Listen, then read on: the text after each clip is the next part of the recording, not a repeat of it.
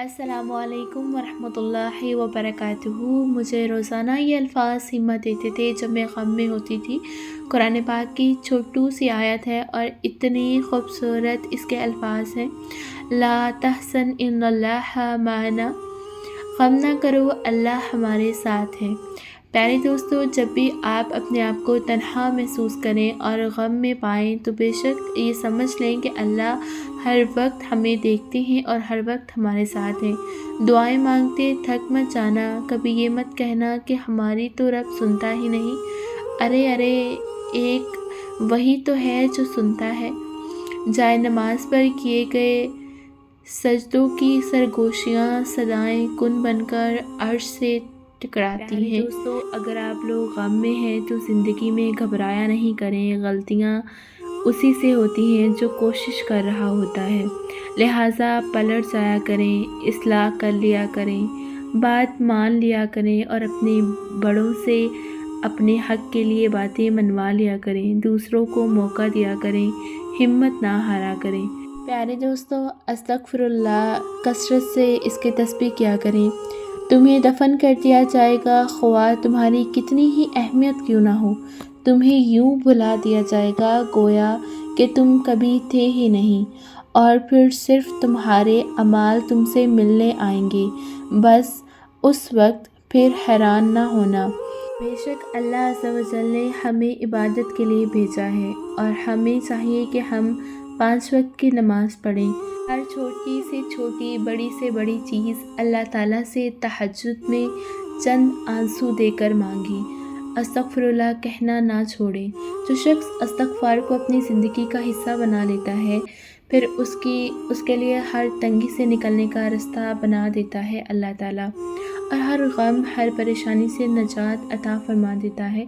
इस्तग़फ़ार सिर्फ अल्फाज नहीं है, ये दिल का झुकाव, ज़ुबान की सच्चाई और अल्लाह से जुड़ने का रास्ता है। जब ज़िंदगी उलझ जाए तो इस्तग़फ़ार कहना ना छोड़ो। यही कलमा बंद दरवाज़ों को खोलता है। सुबहानल्लाह। इस आयत और इस इस्तग़फ़ार की इतनी फ़जीलत है। प्यारे दोस्तों, इस्तग़फ़ार को अपनी ज़िंदगी का हिस्सा बना लें।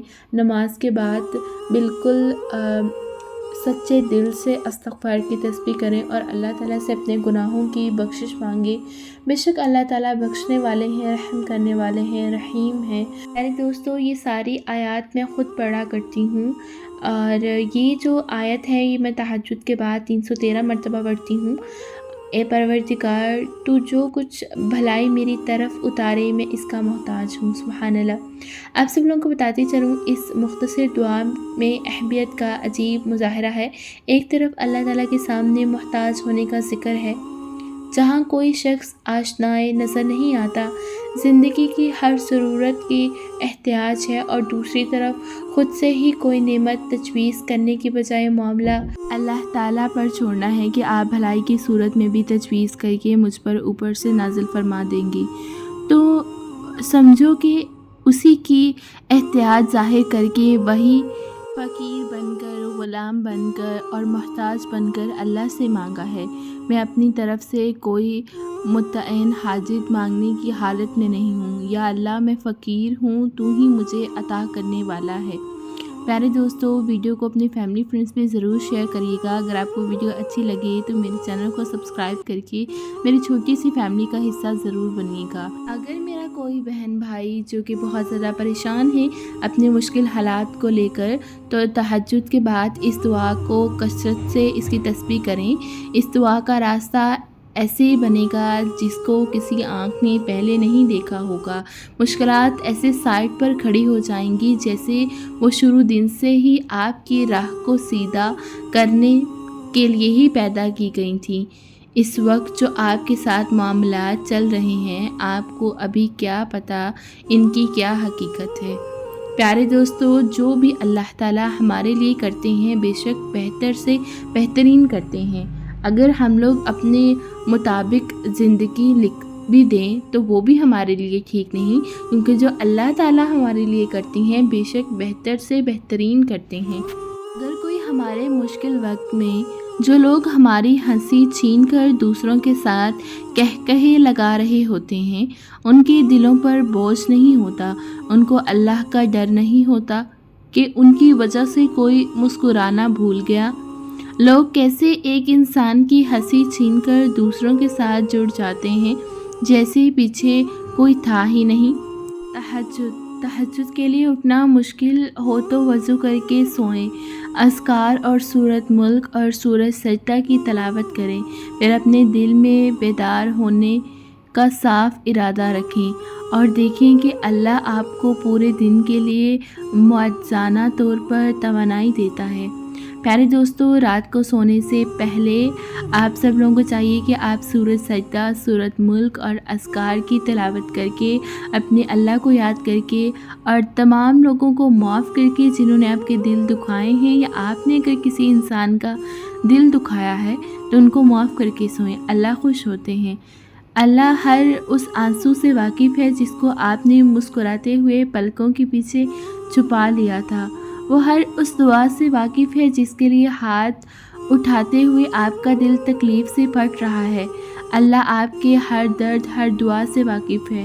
وہ جلد ہی سنے گا، وہ جلد ہی آپ کے لیے کون کے معجزے کرے گا انشاءاللہ۔ وہ تمہارے دل کی حالت سے بہتر واقف ہے۔ تم بس ہر پریشانی اللہ کو بتا کر بے فکر ہو جایا کرو۔ اگر ایمان مضبوط ہو تو ہر چیز مل جایا کرتی ہے انشاءاللہ۔ پیارے دوستو، آپ کا ایمان اللہ تعالیٰ پر اتنا مضبوط ہونا چاہیے کہ آپ کو اس بات کی فکر ہی نہیں ہونی چاہیے کہ اگر آپ نے کوئی دعا مانگی ہے اور سچے دل سے مانگی ہے اور رو کر تہجد میں مانگی ہے تو وہ قبول نہیں ہوگی۔ ایسا نہیں ہے، وہ ضرور قبول ہوگی انشاءاللہ۔ راستے بنانا اللہ کا کام ہے، بس دعائیں کرتے رہو اور اللہ پر یقین رکھو۔ اللہ تمہاری دعائیں سب دعائیں قبول کر دے گا انشاءاللہ، اور دعائیں ہی قبول نہیں کرے گا اس وقت تمہیں ایک خوبصورت نعمت سے بھی نوازے گا انشاءاللہ۔ بس تم ہمت نہ ہارنا، خود کو اکیلا نہ سمجھنا، اللہ تمہارے ساتھ ہے۔ وہ تمہاری زندگی سے سارے غم، مشکلیں، تکلیفیں ایسے نکال دے گا کہ تم حیران رہ جاؤ گے۔ اللہ تعالیٰ تمہارے ساتھ ہے۔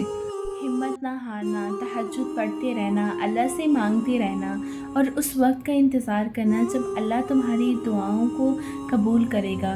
غیب سے وسیلے، مشکلیں جتنی بڑی ہی کیوں نہ ہوں، تم اللہ کے اتنے قریب ہو جاؤ گے، اور جتنے تم اللہ کے قریب ہو جاؤ گے مشکلیں اتنی ہی چھوٹی ہو جائیں گی، اور تمہارے لیے غیب سے ایسے وسیلے بنائیں گے کہ تم حیران ہو جاؤ گے۔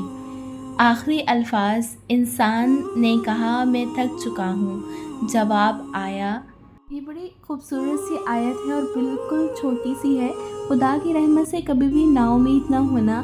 تو جب بھی کبھی آپ کو یہ مایوسی ہونا کہ آپ کی دعائیں قبول نہیں ہو رہی، تب اس آیت کو یاد کر کے سوچ لینا کہ اللہ تعالیٰ فرماتے ہیں خدا کی رحمت سے کبھی بھی نا امید نہ ہونا، مطلب کہ کبھی بھی مجھ سے نا امید نہ ہونا، میں سچے دل سے مانگنے والوں کی دعاؤں کو ہمیشہ قبول کرتا ہوں۔